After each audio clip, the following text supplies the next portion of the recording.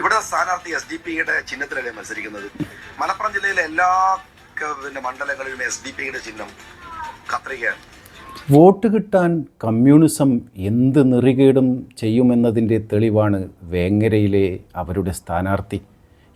SDPI നേതാവിനെയാണ് കമ്മ്യൂണിസ്റ്റുകാർ വേങ്ങരയിൽ നിർത്തിയിരിക്കുന്നത് KM ഷാജിക്കെതിരെ. ഷാജിയെ പരാജയപ്പെടുത്താൻ. ഷാജി ഉണ്ടോ പരാജയപ്പെടുന്നത്?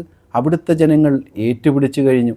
കുഞ്ഞാലിക്കുട്ടി സാഹിബിന് കിട്ടിയ അതേ ഭൂരിപക്ഷം, അതല്ലെങ്കിൽ അതിനേക്കാളും വലിയ ഭൂരിപക്ഷത്തിൽ KM ഷാജി സാഹിബ് നിയമസഭയിൽ എത്തുക തന്നെ ചെയ്യും.